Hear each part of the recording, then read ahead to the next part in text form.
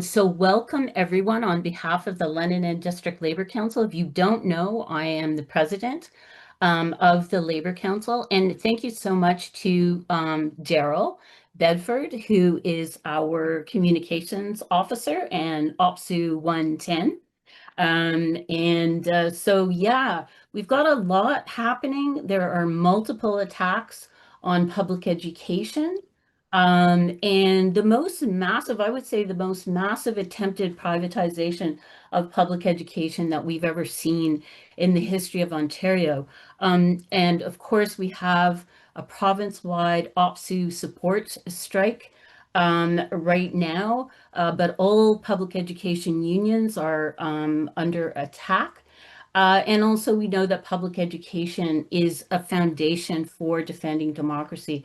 So I'm so pleased that we have such an excellent lineup of speakers this evening. And I will introduce the panel first as people, keep coming into the Zoom, and this will be the order as well of presentation. So first of all, Peggy Sattler, who has been the London West NDP MPP since 2013, and she, of course, has been a major advocate for public education with a background in education research, and she is a frequent speaker at Labour Council meetings, our friend, and on many, many picket lines.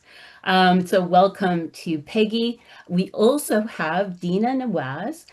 She is a researcher in the Political Action and Education Unit at OPSU SEPO. She brings over 8 years of policy research and organizing experience into this role, and she will be presenting about the OPSU Save Our Colleges campaign. We also are so pleased to have Marianne Larson.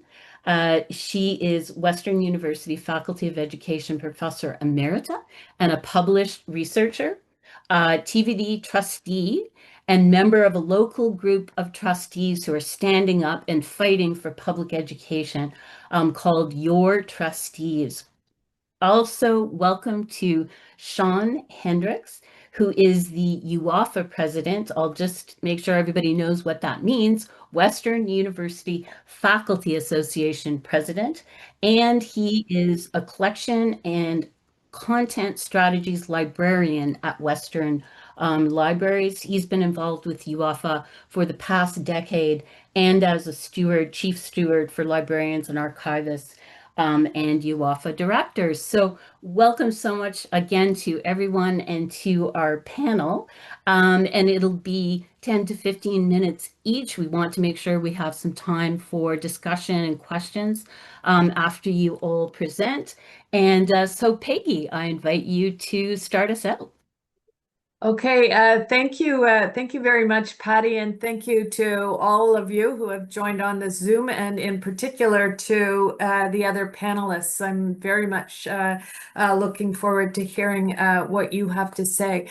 So I'm going to keep my focus on Bill 33, although I will speak to the bill in the broader context of what's been happening within our education system, both K to 12 and post-secondary, particularly since the Ford government came to office. So there is a bill called Bill 33. The title is the Supporting Children and Students Act. It does the exact opposite, but we'll get to that.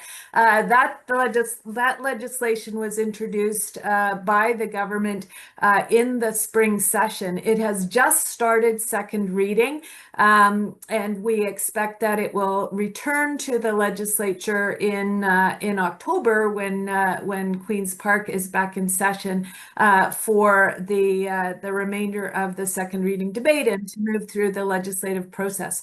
But since the time that the bill has been introduced, we've seen a lot of other things happening in the sector, hearing about the dissolution of school boards across the province, or school board trustees, sorry, across the province. And at the post-secondary level, of course, we saw college workers really standing up for public post-secondary education and calling for the government to ensure that our public colleges are able to deliver the programs that students deserve and that our communities, our labor market, our employers, our society rely on. So Bill 33 is it's an omnibus bill because it addresses both K to 12 post-secondary education, and there's also a little piece about children's aid societies. But the first part of the bill deals with K to 12. And both the K to 12 provisions and the post-secondary provisions have one overarching theme, and that is to centralize control of our education system in the Premier's office. So the K to 12 provisions of Bill 33 allow the Minister of Education to seize control of local school boards, just as they did here in Thames Valley, for basically whatever reason they want. It refers to financial mismanagement or the wide open category of governance concerns. So it would allow the Minister of Education to appoint a supervisor, as they have done in Thames Valley, appoint anyone they want, someone with no background whatsoever in education, someone who is likely to have donated to the Conservative Party. So to appoint them as a supervisor in the school board and take over the functioning of the board. It expands ministerial power to approve really basic decisions such as the naming of schools, and finally it empowers local police chiefs to decide whether there are going to be school resource officer programs in our schools, even in school boards like the Thames Valley District School Board that has made a decision based on extensive input from the community not to have those school resource offices. So the bill really reduces local democracy by allowing this provincial takeover of school boards. It removes the parent voice from education, because that's what locally elected school board trustees provide, is that link between parents and community members and the school board. They can advocate on behalf of parents and students who are struggling in the school system. But most of all, it distracts from the reality that $6.3 billion has been removed from public education since the Conservatives took office. And in the context of demographic growth, population growth, that represents a cut of $1,500 per student. Similarly, on the post-secondary side of Bill 33, there is also a real attempt to undermine the autonomy of our public post-secondary institutions. The bill has several main provisions. It allows the Minister of Colleges and Universities to decide what fees student associations can charge students and what fees students can opt out of. There is a real concern that this is going to seriously undermine vital student supports on campus that student associations deliver, like in particular food banks, mental health peer support programs, accessibility offices for students with disabilities or LGBTQIA plus students. All of these kinds of services that are delivered by student unions could be jeopardized by this opting out provisions that the government wants to enable for student fees. And the government did try this before. They did it in 2019, but they did it through regulation. That was struck down in the courts. This is their second kick at the can.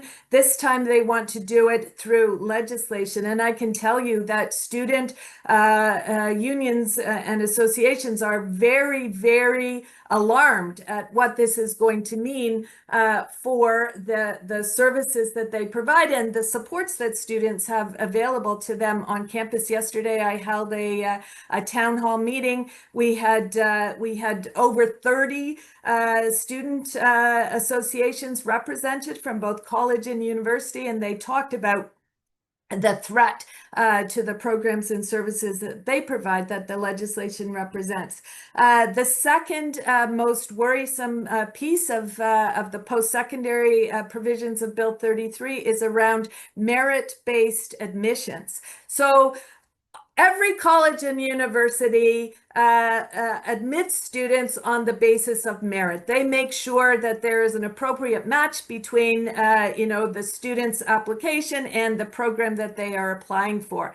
The government is somehow suggesting that this has not been happening, that the government has to define merit and tell colleges and universities, what definition of merit they have to use, and how merit will be interpreted by colleges and universities. It's a unprecedented interference in the autonomy of our post-secondary institutions, and it harkens it harkens to what's going on south of the border with U.S. attacks, Trump attacks on diversity, equity, and inclusion programs, because there are a lot of institutions that have made part of their mission is to ensure access and equity and pathways for underrepresented students. So all of that is at risk.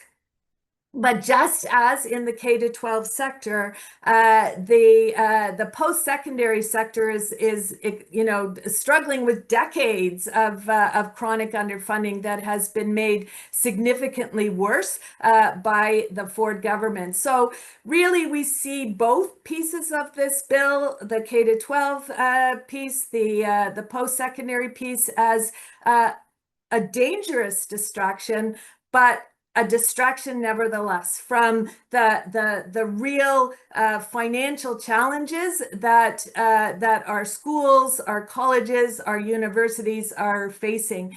And we're seeing the consequences of those financial challenges in our classrooms and our campuses. We are seeing rising violence in our schools, and anybody who's on this call who is an education worker knows exactly what I'm talking about. We're seeing youth struggling with mental health concerns. The after effects of COVID are still, rippling throughout the system.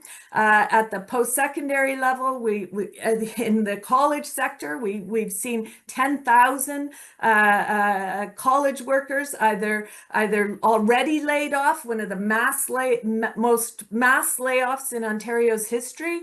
So they're already laid off or they're about to lose their jobs. We've seen over 650 programs being cut, and we're just at the beginning because the financial crisis is just getting worse, not better. So in the minute or two I have left, I did want to say that the Ontario NDP has made this one of the central focuses of our work going back into the legislature. We have mounted a campaign.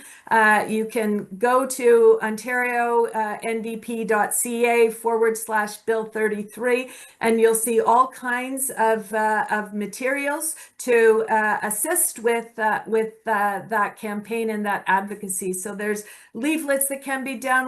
There's, just press a button so you can send a letter to the Minister of Education or Minister of Colleges and Universities. There's petitions you can download and collect signatures on. There's a Canvas script that you can use if you want to organize group efforts to raise awareness of what's going on with Bill 33 and what the government is doing to really attack post-secondary education and public education in this province.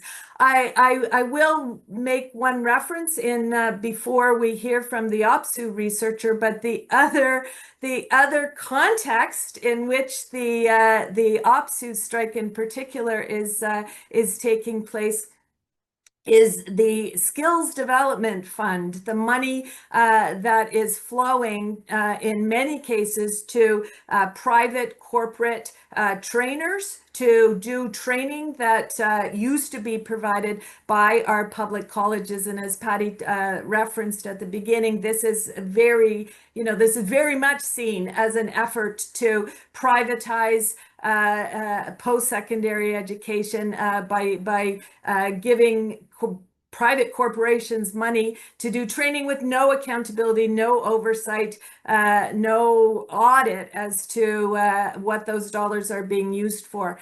The Auditor General in Ontario will be releasing a report on August 1st. She's looking at the Skills Development Fund and how those dollars have been used, what kind of processes are in place, and we will be watching that report very closely to see what the auditor has to say, because billions, literally billions of dollars are going into the hands of private trainers when our colleges and universities are desperate for funding. So I think that's about my time, or over. That was perfect, Peggy. Thank you so much. I was thinking that you would be able to give us a really great overview, which is exactly what you've done. So thank you for that. And Dina, the floor is yours now. Thank you. Yeah, thank you, Patty and Peggy. That's a great segue into the fight that we are fighting over at OPSU. As you know, over 10,000 workers have been on the picket line for the past 2 weeks. So today marks the end of 2 weeks of them being out on strike. And in addition to demanding for a fair contract, sorry, I was muted. Yes, what they're essentially demanding is an end to sort of program closures and for the existential future of our college system. So what I'll do is I'll walk us through sort of what we are finding on our side as to what is the plan of the provincial government. Why are they sort of declaring one of the biggest provincial layoffs in its history, but also defunding one of the most strategic sectors we have here in Ontario, which is our public colleges. So I'm going to share a few slides right now, and I can walk us through. Brilliant. Okay. Again, just I know I quickly to introduce myself, I'm a policy researcher with OPSU, and over the past 4 months, what I've been trying to figure out is essentially we are seeing cuts across the college sector, and they've been quite systemic. Of course, there's been a ramp up this year where we are seeing more layoffs, potential rumors of mergers, closures, but this has been happening for a while now. And we've also been seeing in sort of provincial budget after budget that the amount of funding that's going to the post-secondary education sector, which includes colleges and universities, does not keep up with inflation. In fact, in this year's provincial budget, we saw that the funding is actually going down over the next 3 years. So that in itself raises alarms as to where the government's priority is as it comes to critical post-secondary education. So again, everyone here, I don't need to sort of reiterate why colleges are so important, but a lot of the data that has been coming out over this year has shown that colleges are not only important because they provide good education, they help sort of graduates find jobs, they are the backbone of the local economy, but they're especially essential and crucial in rural and small and medium-sized communities where most of the college graduates are local students. They stay locally, they contribute locally. In some parts of the province, they contribute over 50% of sort of the region's GDP comes from sort of local graduates who stay work locally as well. We also see that these colleges have a proven track record. Year after year, we see over 80 to 90% satisfaction from employers. So it's not a broken sort of system in terms of employer satisfaction, because that's what we've seen year after year, that employers do love the graduates that graduate from the colleges. And essentially, we also see that we are in the middle of a skills worker shortage in this province, with many workers who are set to retire over the next 2 years. And we are also seeing a rise in the number of high school age students who will be ready to go into potentially post-secondary education in the next 4 to 6 years, increase by close to 27%. So this is essentially the context in which we are seeing historic sort of layoffs as well as closures of programs across the province, which goes against any logic or any rationale. So what we went into doing is understanding the local impacts. As I mentioned, a lot of research has shown that the most devastating impact of these closures will be on small and medium-sized communities, especially northern communities where there is no other college or other educational program for, in some cases, 1,000-kilometer radius. Now, this is what is at stake when we talk about the defunding of public education that's happening in the colleges sector. So I've shared a few examples, and again, I can share the slide deck with everyone after, but some of the areas we've been focusing on, for example, is Thunder Bay, where we have Confederation College, which has seen a massive sort of reduction in staff, but also reduction in and closures of programs that are critical to local economy, identity, and food sovereignty. One example is the culinary management program. There is no other similar program in sort of a 1,000-kilometer radius. We saw businesses, hotel chain owners come out and sign petition and organize to save this program, which is so critical to food sovereignty in Thunder Bay. And despite all of the support and high enrollment numbers for this particular program, we still saw it be completely cancelled, which means that if you're in Thunder Bay and you want to study culinary management, you'll have to go somewhere else. You have to move out of your community. We are seeing this all across the province. We see this in Timmins, where it's not only have they closed lots of programs, they've entirely shut down a training division with certified diamond drilling and millwright professionals. And instead, the government went and took that money and gave it to a local mining company, a $10 million slush fund to Agnico Eagles, which is a mining company, to essentially duplicate and recreate these programs that they closed anyway. And these programs were quite successful. It is directly linked to its local economy. So what we are seeing is a direct transfer of money from colleges, from tried and proven and tested programs into private hands. And often there is sort of a perception that maybe private training is more cheap, it's maybe more efficient, maybe private does it better. This is what we hear all the time in the work that we do. So we went and we looked at public accounts, we crunched the numbers, and it's just not true. Privatization is costly, it hurts us all. Public colleges per student funding is around $7,000 per year in Ontario, which is nowhere near where it should be. But in the corporate training that we're talking about, that is taking over some of this public college training, and also with less transparency. And most of the time, these are not a full education. They're often 6-week training programs, and they range somewhere from $10,000 to $15,000 per student, which is sometimes 2x, 3x more expensive than just doing it at the colleges, which has been happening for a long time. The story repeats itself. We've not only seen program closures, we've seen campus closures. So for example, Algonquin College in Perth is entirely shut down. So in that community, where Algonquin College's Perth campus was central to carpentry and heritage programs, absolutely disappeared. And one last example is Loyalist College. I'm sure you might have seen it in the news. So Loyalist is one of 2 colleges which could potentially shut down in the next year.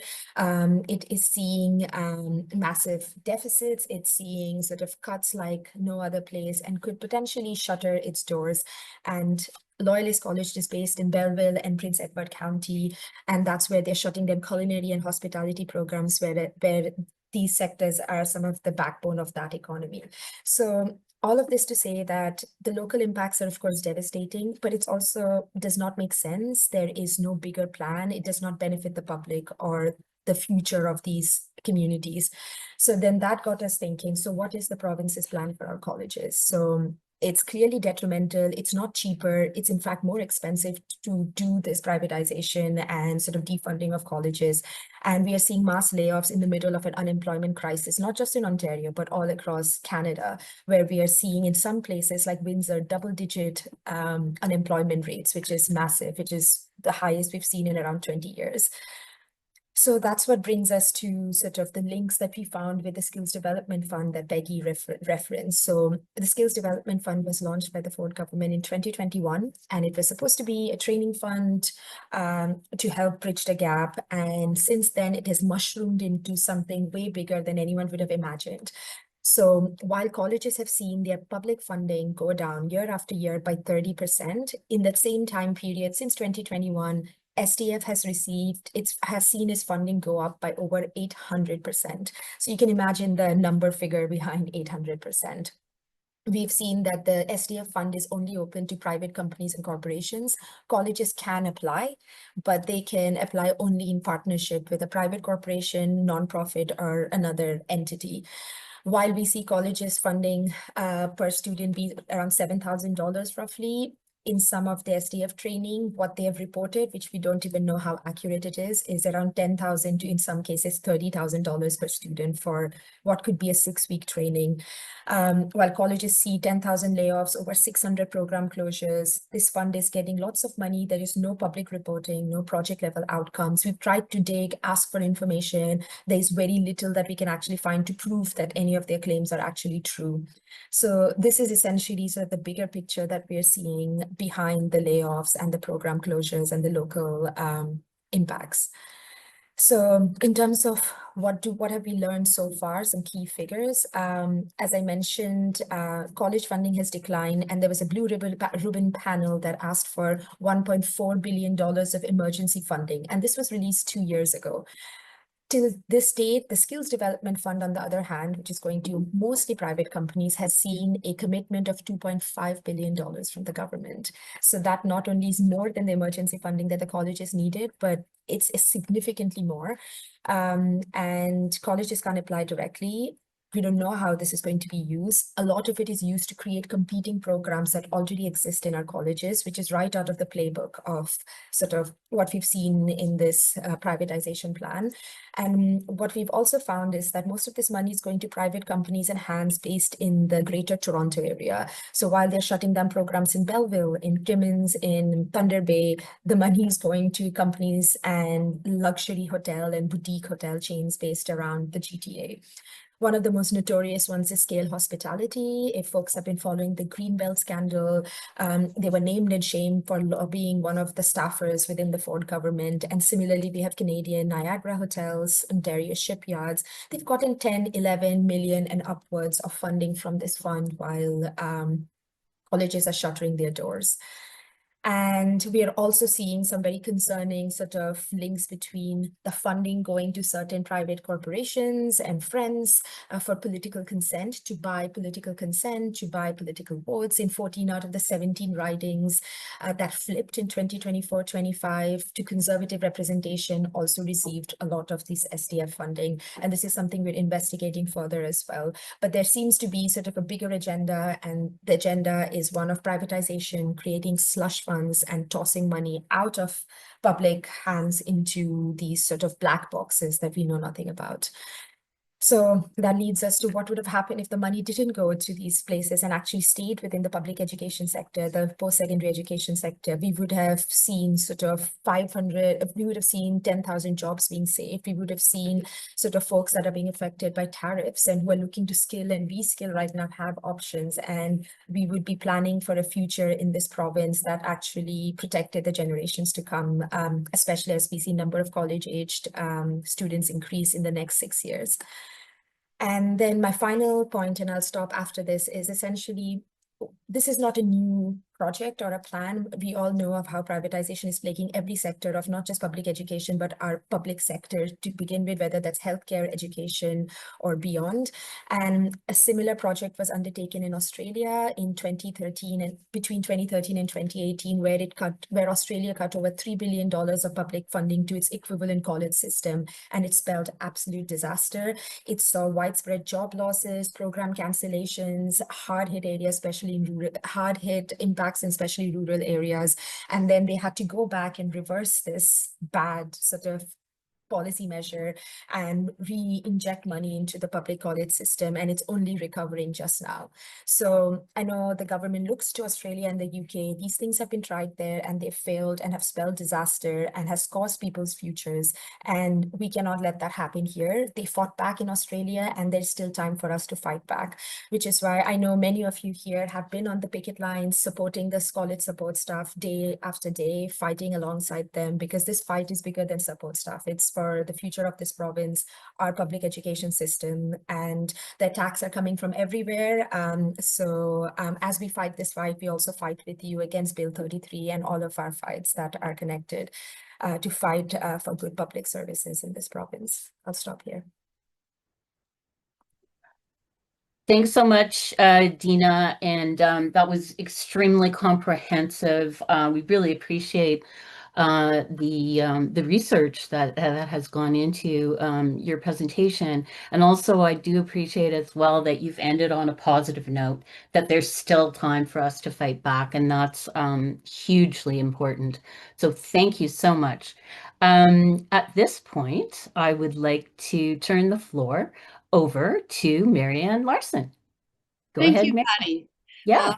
Just getting my slides up here, and thank you to Peggy and Dina for your presentations, and I'm looking forward to Sean's presentation as well. I'm Marianne Larson. I'm a trustee with the Thames Valley District School Board. I'm speaking as an individual here, not on behalf of the school board. And I'm also a professor from Western University, so former UOFA member as well, and educational researcher. So what we have here on this first slide is what I would call the big picture of what is going on in public education in our province right now. And it starts with underfunding public education. And that's a point that I'm going to be making over and over again in my presentation. And Peggy mentioned $6.3 billion. And I think that's an important figure to keep in mind. That is the amount of money that our schools in the province have been underfunded since the Conservatives took power in this province in 2018. So you start with underfunding public education, and then school boards are forced to run deficits. More than 40% of Ontario schools face structural deficits. And there was a recent article about that, and they're either challenged to come up with balanced budgets or running deficits now. And then the playbook that this government is using is, and we heard this from Dina as well, is creating a crisis, constructing, manufacturing a crisis. So the government has welcomed any opportunity, any example they can use to denounce the few school boards, including our own, for being incompetent, fiscally irresponsible, and so on and so forth. And then that leads to the government taking control of school boards, which they've done, as we've heard from Peggy and others, in the Thames Valley. So what exactly is supervision, and what happens under supervision? It's basically when the province removes all decision-making power from publicly elected school board trustees, like myself, and appoints an individual, in this case, Paul Boniferro, to take control of the school board. And that supervisor can make financial decisions without any public input and without any community accountability at all. The supervisor is appointed to enforce compliance, not necessarily to solve the board's funding crisis. And all of this is a way of deflecting attention away from the chronic underfunding of our school system. And it's also, I would argue, an attempt to silence elected trustees like myself and others from speaking the truth about the bigger, broader issue to do with underfunding of our schools. So specifically, just to give you the overview here, the Thames Valley District School Board has the honor of being the first school board to be put under supervision at the end of April. And that was following a report that PricewaterhouseCoopers did to review our finances and executive pay practices. And the result of that report was a recommendation that the province take over the Thames Valley District School Board.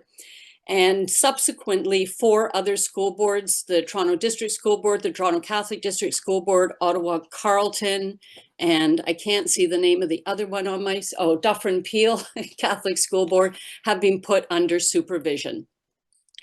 What exactly does supervision mean, and what happens under it? I'll come back to that in a minute. But at the heart of this, as I mentioned earlier, is the fact that school boards across the province have been forced, due to underfunding, to run deficits. And I mentioned earlier, and I have it on this slide here, an article that just came out today, I believe in the Toronto Star. And the headline was 2/3 of Ontario school boards are in deficit or just breaking even. So that is really telling you we're in a crisis situation. It is despite all our efforts, and I speak from personal experience here, literally impossible to do what we need to do to meet the needs of our students in our schools with the money that we get from the provincial government.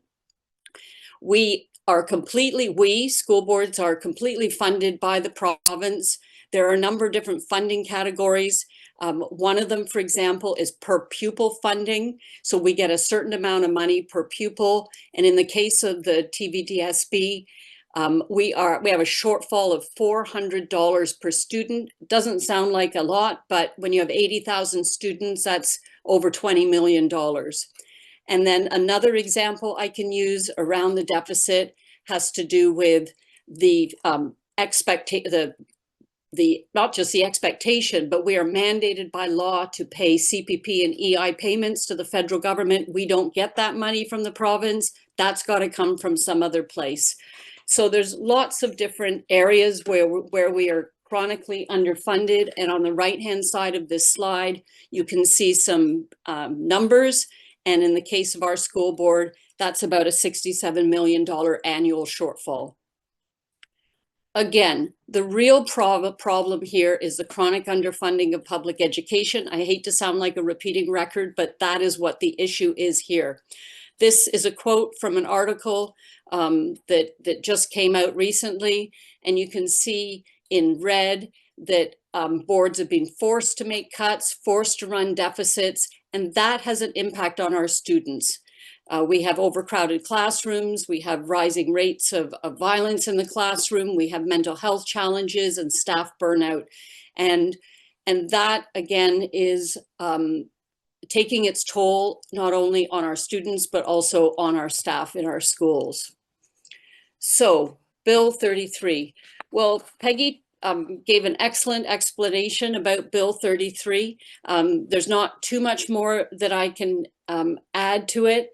And I agree 100% with what Peggy said, that this is about centralizing control of public education in the hands of the provincial government. Bill 33 gives the education minister unchecked power to make major decisions without consulting the public or local communities, or even getting permission from the legislature or executive council.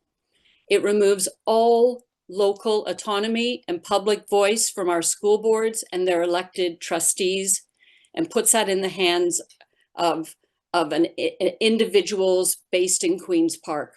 It is a threat to our democracy, and it's a threat to our schools.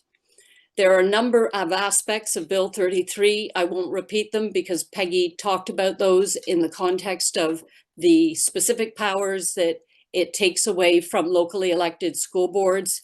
I see this, and we've heard Minister Calandra talk about eliminating school boards, elected school boards altogether.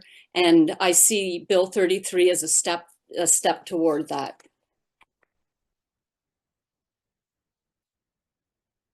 People have called Bill 33 an authoritarian power grab. And again, you can see on this slide that with Bill 33, we lose any form of accountability that we used to have with the locally elected school board trustees. We lose all transparency. I can tell you, since the supervisor took over the Thames Valley District School Board, we have not had any board meetings, obviously. We have had limited meetings of statutory committees that are supposed to meet a certain number of times a year and be publicly streamed. Those are committees like the Special Education Advisory Committee and the Thames Valley Parent Involvement Committee. And those are all issues in terms of accountability for our board. What parents will lose, guardians, communities will lose is access to elected trustees who are advocates for their constituents, advocates for their board as a whole, and access to an elected trustee who can act as, an advocate to help constituents navigate through what is quite a complex education system. So let's hear a little bit about this in the short video.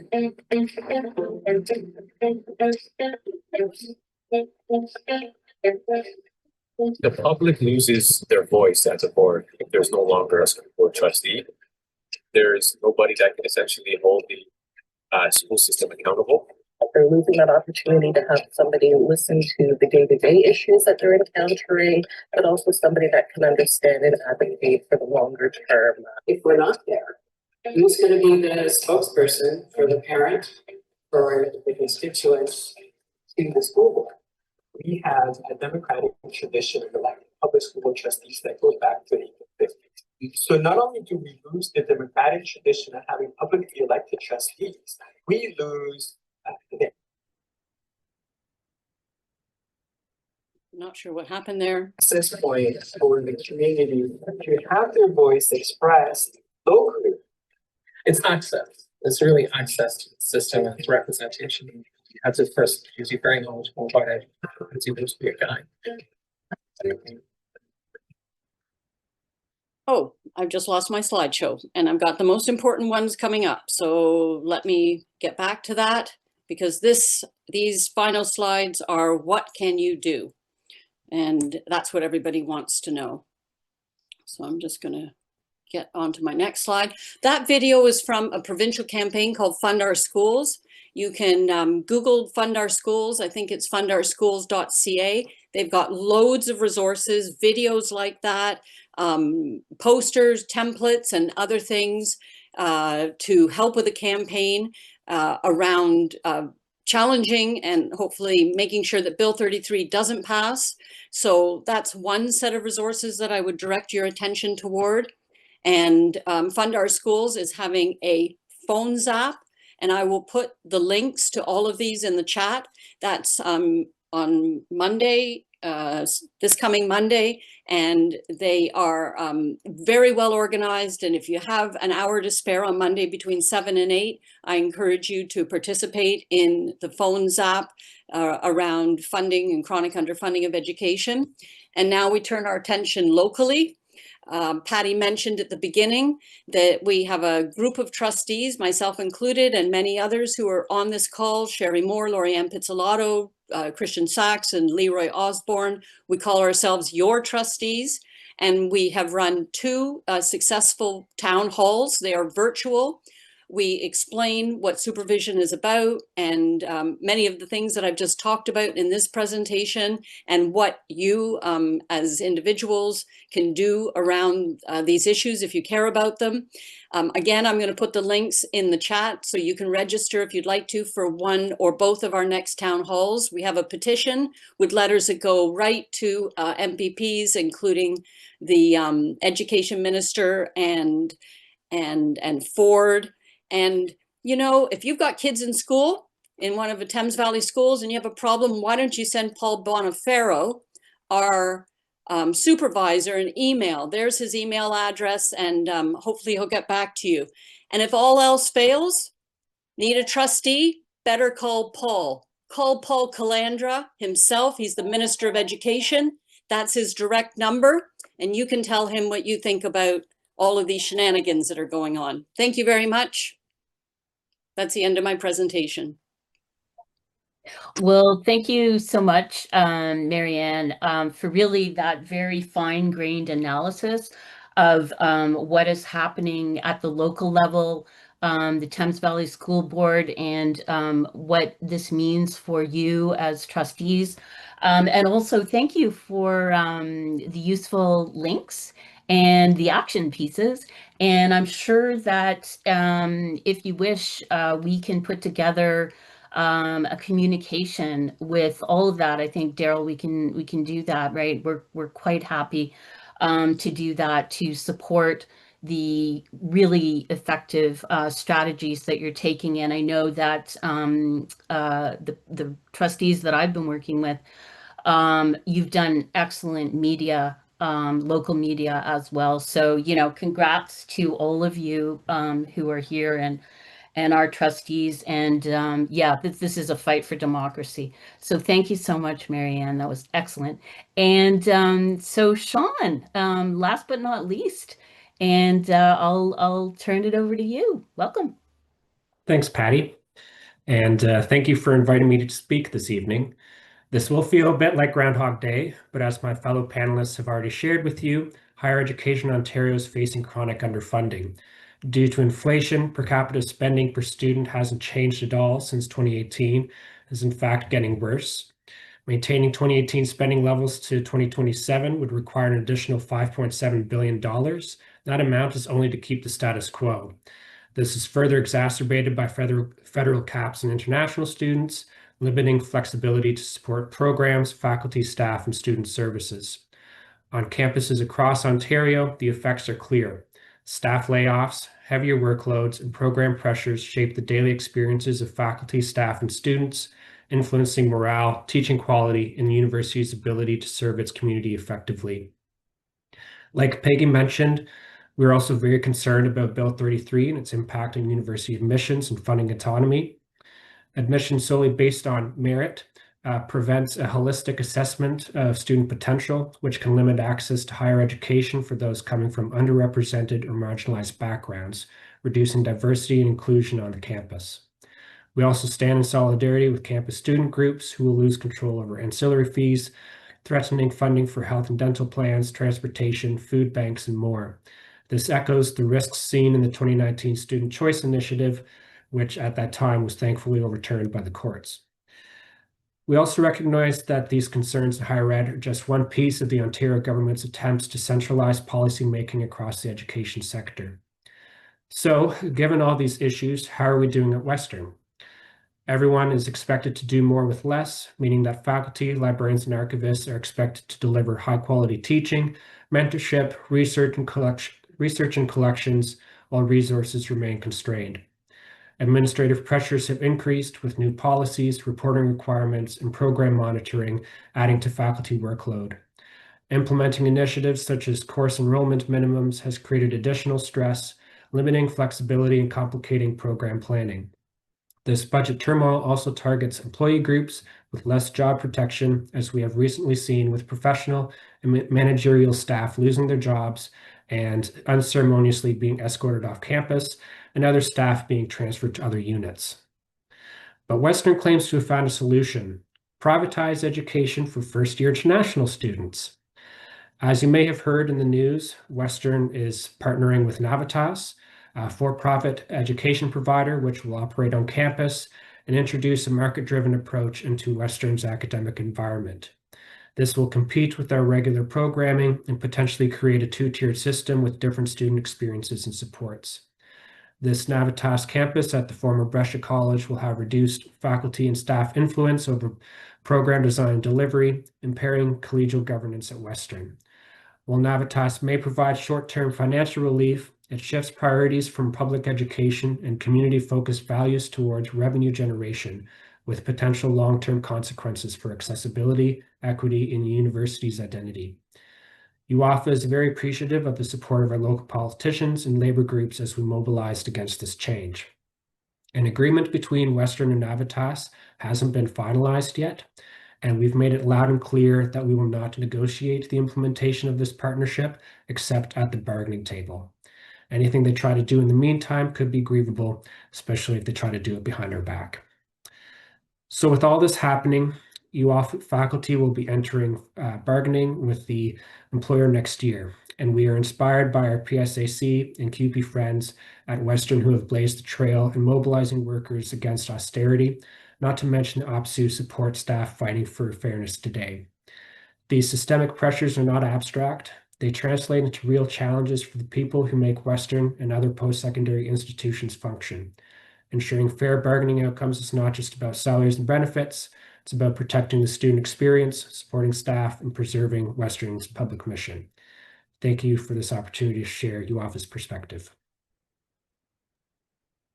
Thanks so much, Sean. And I like the focus that you have on collective bargaining and what a critical tool and process that is, not just for labor rights and unions, but also for the students, right?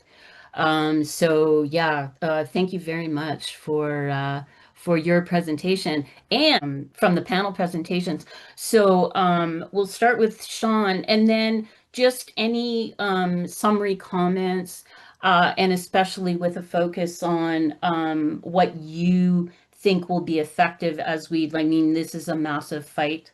And so, Sean, the floor is yours. Yeah, so I think some of the issues facing Western are shared across other institutions, and then Navitas is kind of its own beast, but it all comes out of this issue of underfunding. And so what I've been wondering is how to get the message out that this is like top to bottom. This is post-secondary all the way down to kindergarten, that it's a lack of funding and an unwillingness to invest in education. And so I'm happy to have that conversation with others and continue it in terms of mobilizing folks. And we can make statements through our labor groups, whether like what OPSU is doing right now, the support staff, and so that can make the news. But what other ways can we move this this narrative forward? I'll leave it at that. Thank you. Thanks so much, Sean. Appreciate your comments and being on the panel. Marianne, you did give a lot of different strategies. We thank you for that. And at the end, Daryl, I'll ask you how we can kind of pull together all of those links and strategies and communicate those out. Marianne. So I will share my slides. I've created a PDF without the notes, and if anybody would like to have those there, I'll pass them on to Patty or Daryl for that. The one thing that I didn't talk about is one of the things that really precipitated the supervision of the Thames Valley District School Board, and that is the retreat. And I don't want to talk about the retreat. I am sick and tired of the retreat, but I'm going to turn this back because we've just got access to the expenses for Paul Calandra, the Minister of Education. And if you want to talk about wasting money, take a look at that expense report. Tens of thousands of dollars on hospitality expenses, hotels in Toronto, dining at Queen's Park, and so on and so forth. Really what the issue is, and I've said it many, many times, and I can't say it enough, it is not about the retreat at the Blue Jays Stadium. And it's not about a milkshake that some trustee bought for $15 or whatever. It's about underfunding of public education. And I know I'm speaking to an audience that understands that. I think the general public gets that too, But what's really important right now is that we reach out and say that to our MPPs, regardless of what party they're with, but particularly Conservative MPPs. Sign the petitions, write the letters, pick up the phone and call your MPPs. All these issues we're talking about are connected. And thank you very much for the opportunity to speak this evening. Absolutely, Marianne. And we know that you're going to be having more virtual town halls, so that's excellent. Dina. Yeah, absolutely. thoughts? This has been great. And just to say that this has been super helpful to link our fights about defunding our public sector as a whole and also public education. And I think this is what needs to continue to happen. These are not singular fights. What college support workers are fighting for is no different to what all of you are fighting for locally, regionally, and across the province. So find ways to bring it together. My immediate ask would, of course, be to show up to picket lines, support these workers, but also tell them what's happening in the schools and the school boards, what's happening in the universities, because that's how we build this fight. We build our collective power. So please visit a picket line, tell the workers what you're seeing. Let's start linking our fights. And I'll also drop the link as to how to do that. And at the end of the day, we are fighting for the future of this province, but also for good union jobs and public sector jobs, because that's what's at stake. When they start taking control away from schools and universities and colleges, that also means massive layoffs in the middle of an unemployment crisis. And that's what we need to stop and defend our public sector that all of us rely on, especially in the middle of a tariff crisis. So yeah, hitting those messages, linking our fights, and I'll drop my contact as well so that anytime you'll need to build your fight, we'll be there to support you. Fantastic. Well said, Dina. Thank you so much. Last word to Peggy, and then I'll hand it over to Daryl for some final communications items. Go ahead, Peggy. Okay, I'll be very quick. I'll see everyone on the picket line tomorrow. Excellent.